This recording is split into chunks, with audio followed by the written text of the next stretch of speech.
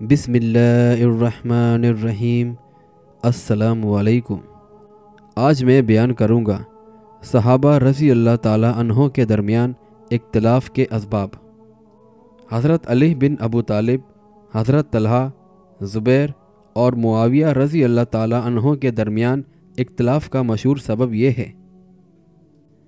حضرت طلحہ اور زبیر رضی اللہ تعالیٰ عنہ اور ام المومنین عائشہ صدیقہ تو حضرت عثمان رضی اللہ تعالیٰ عنہ کا انتقام لینے کے لیے نکلے تھے، جبکہ حضرت معاویہ رضی اللہ تعالیٰ عنہ نے اس غرض سے خروج نہیں کیا تھا، بلکہ ان کے خروج کا سبب یہ تھا کہ حضرت علی رضی اللہ تعالیٰ عنہ نے خلافت سنبھال لی تو انہوں نے حضرت عثمان کے مقرر کیے ہوئے بعض گورنروں کو معزول کر دیا، جن میں حضرت خالد بن سعید بن عاص اور حضرت معاویہ بن ابو سفیان بھی شامل تھے۔ جب حضرت معاویہ رضی اللہ تعالیٰ عنہ کو معزولی کا حکم پہنچا تو انہوں نے معزولی کے حکم کو مسترد کر دیا اور کہا، میں کس کی طرف سے معزول سمجھا جاؤں؟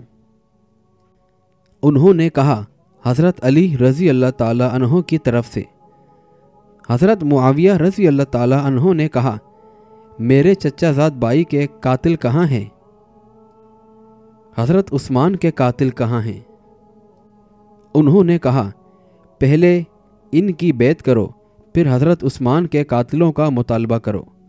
آپ نے کہا، نہیں، بلکہ وہ حضرت عثمان رضی اللہ تعالیٰ عنہ کے قاتلوں کو میرے سپرد کریں، پھر میں ان کی بیعت کروں گا۔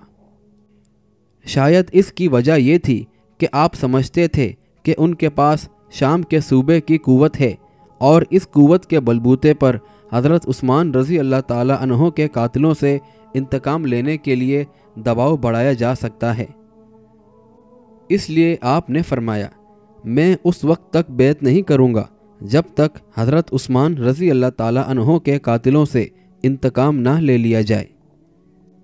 لیکن حضرت علی رضی اللہ تعالیٰ عنہ فرماتے تھے کہ پہلے بیعت کرو اور پھر عثمان رضی اللہ تعالیٰ عنہ کے قاتلوں سے انتقام پر غور کیا جا سکتا ہے۔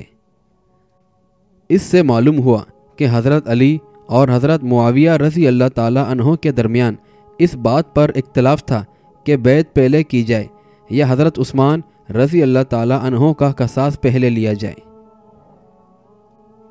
حضرت علی رضی اللہ تعالیٰ عنہ سمجھتے تھے کہ پہلے وہ بیعت کریں، پھر جب حالات پرسکون ہو جائیں گے اور امن و امان بحال ہو جائے گا تو پھر قاتلان عثمان کے مسائل پر غور کیا جائے گا، جبکہ حضرت معاویہ رضی اللہ تعالیٰ عنہ کی رائے اس کے برعکس تھی۔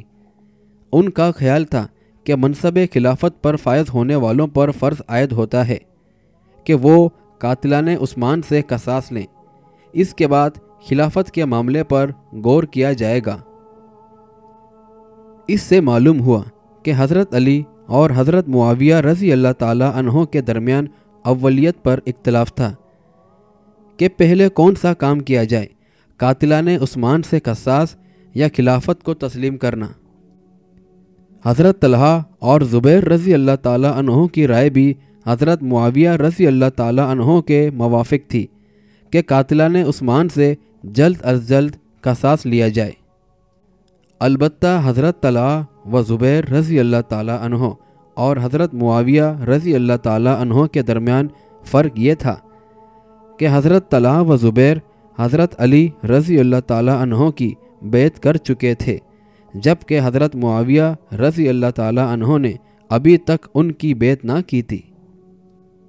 صحابہ کرام اس مسئلے پر 3 گروہوں میں بٹ گئے۔ پہلا گروہ حضرت طلحہ و زبیر اور ام المومنین عائشہ صدیقہ اور حضرت معاویہ رضی اللہ تعالیٰ عنہ، یہ گروہ سمجھتا تھا کہ قاتلان عثمان سے جلد قصاص لیا جائے۔ دوسرا گروہ حضرت علی رضی اللہ تعالیٰ عنہ اور ان کے رفاع کرام، اس گروہ کا خیال تھا کہ پہلے منصب خلافت کو مستحکم کرنا ضروری ہے۔ اور تیسرا گروہ حضرت سعد بن ابی وقاص اور عبداللہ بن عمر، حضرت ابو ہریرہ، حضرت محمد بن مسلمہ، حضرت حنف بن قیس، حضرت اسامہ بن زید، حضرت ابو بکرہ ثقفی रज़ी अल्लाह ताला अन्हो जैसे सहाबा पर मुश्तमिल था। ये तबका समझता था कि इस मौके पर दोनों गिरोहों से अलहदगी इख्तियार की जाए। इन जंगों पर इख्तलाफात का सबब यह था कि मामलात मुश्तबा थे और फितने का दौर दौरा था, इसलिए कोई भी इस मसले पर तसल्ली बख्श गौर नहीं कर सकता था।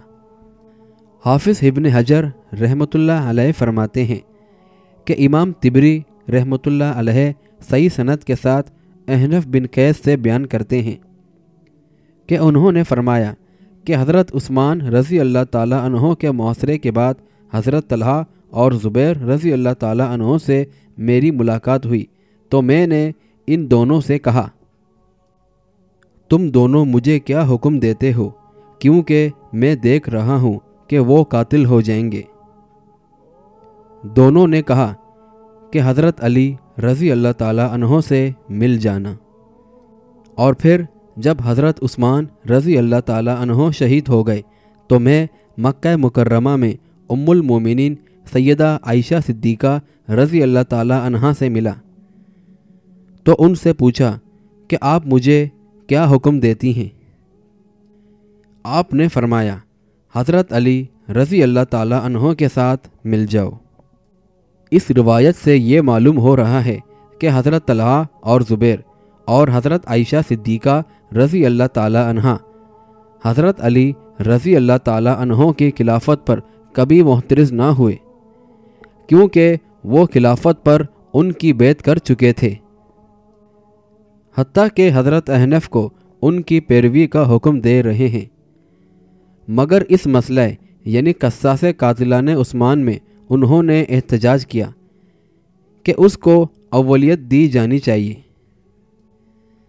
जब सहाबा कराम मुहर्रिका जमल की तरफ निकल रहे थे तो हज़रत अहनफ बिन कैस उनसे मिले और उनसे कहा, अल्लाह की कसम मैं तुमसे नहीं लड़ूंगा, क्योंकि तुम्हारे साथ उम्मुल मोमिनीन है, और ना ही उस आदमी यानी हज़रत अली रज़ी अल्लाह ताला अन्हो से लड़ूंगा जिसकी बैत का हुक्म आपने ही मुझे दिया था।